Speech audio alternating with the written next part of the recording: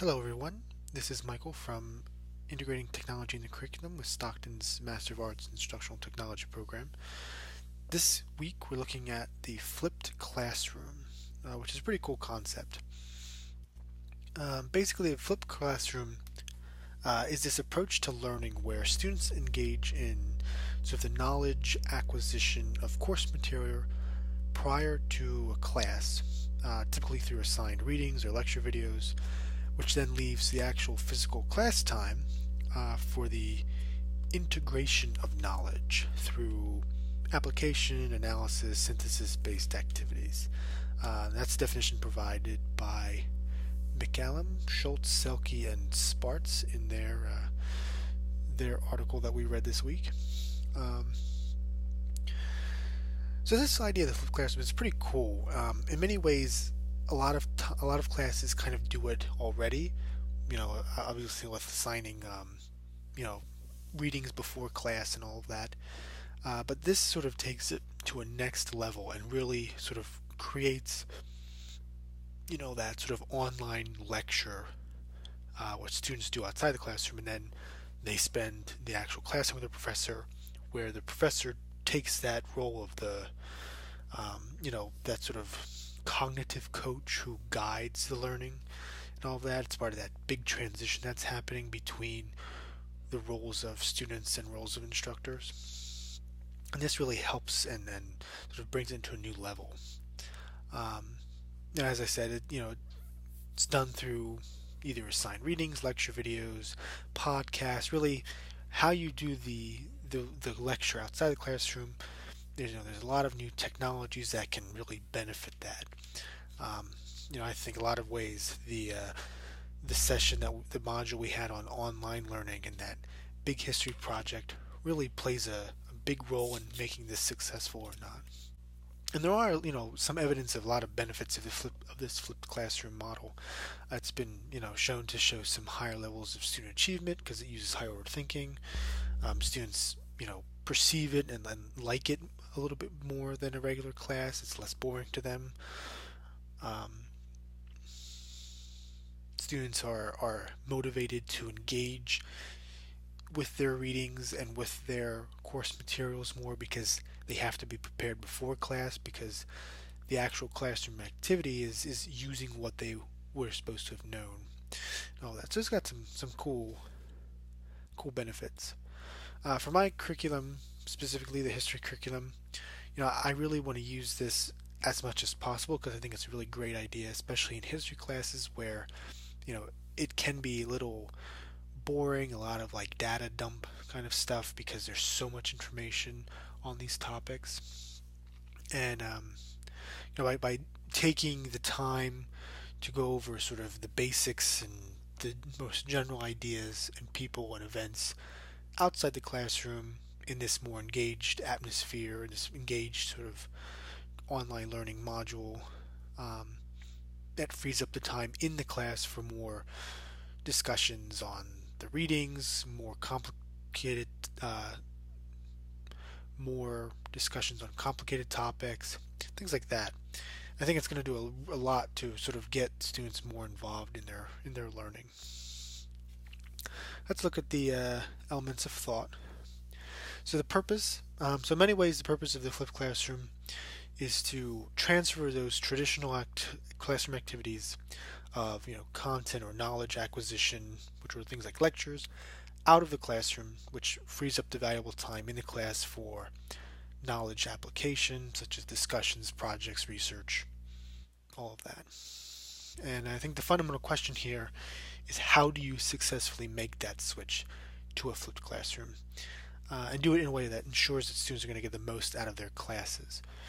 We don't want this to diminish their learning experience. We want to make it, better, or at very least keep it just as you would have in a regular classroom.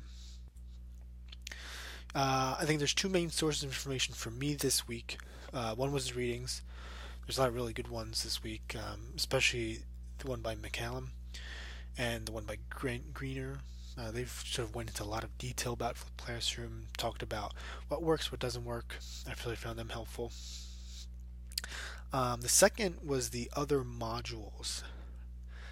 I know I'm starting to say that a lot each week, but I really see, how they fit all in together in this sort of bigger picture kind of way. Like there's not individual silos of technologies, it's sort of a web of technologies and they all support one another. And so for this week, the ideas of online learning, mobile learning, they're very relevant for this flipped classroom session.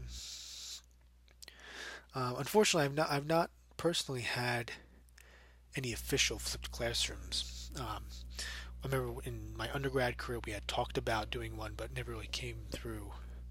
Of course, all my history classes, I was a history major. I had to do readings and textbooks and stuff before class, but you know, wasn't so much the flipped model, so to say.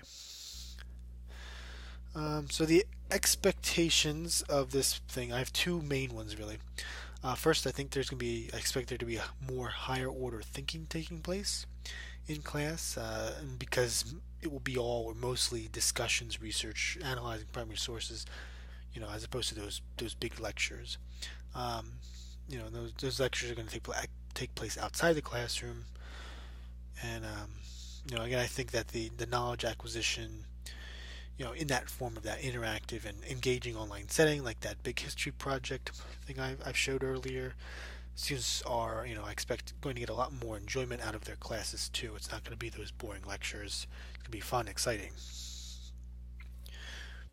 The concept, so for flipped classroom, I think to be successful, it needs to be very well thought out, very well designed, which brings in that ADDIE model, which is key to a successful flipped classroom, because you're not doing the lectures in class and be able to get that real-time feedback. It's doing it outside the classroom,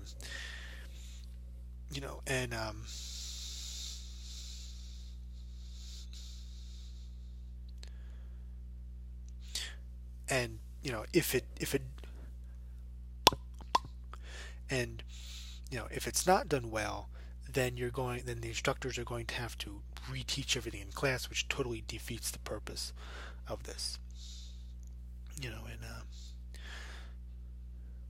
so those are really important concepts. The assumptions.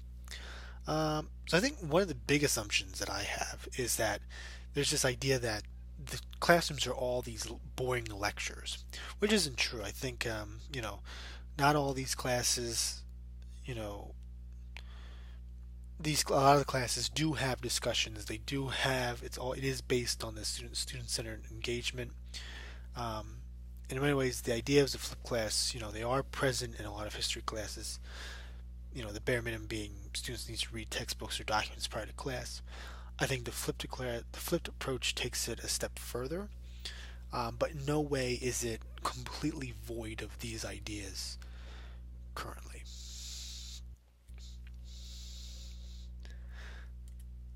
And I also assume that everybody's going to want to do a flipped classroom, which I know is not true. And more importantly, they're going to have the time to do the flipped classroom because, yes, you have to read, you have to do things like read textbooks before class, but if an instructor is going to just lecture about it, there's no real need to do it before class. Whereas in a flipped classroom, if your classroom time is going to be spent discussing this stuff, you're going to have spent the time to read it, which may be difficult for people who have families or who work full time and things like that. So just something to keep in mind. The implications. So I think a big implication is that if students are going to be spending more time in class discussing issues and topics, using those higher order thinking skills, then they're going to get more out of their classes. I think likewise, if instructors are going to see a lot more students, likewise, I think instructors are going to see a lot more students taking more responsibility of their learning because they're going to have a lot more of an active role in their learning, which is, I think really key and one of those other important themes of higher education landscape today.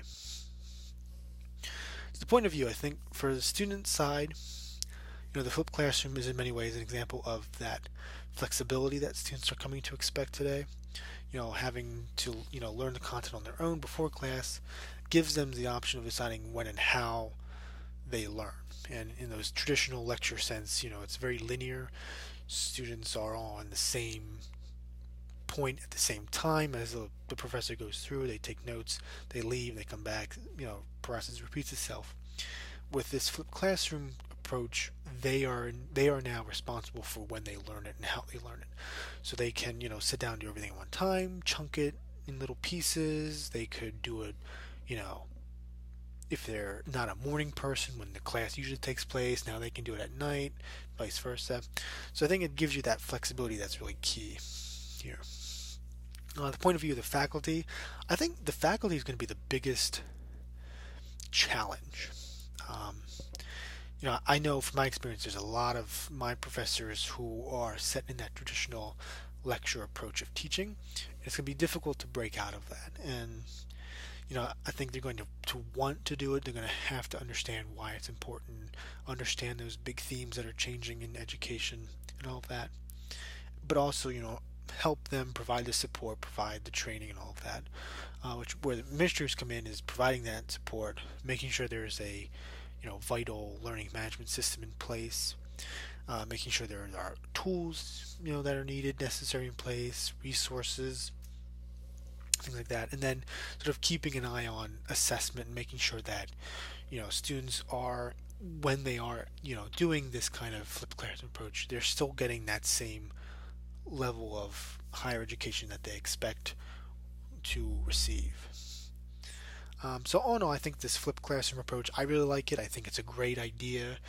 I think freeing up class time to discuss, important topics, complicated topics, discussions, and all of that is a lot better use of time than essentially doing something that can be easily read in a book or preferably watched in a video or something like that.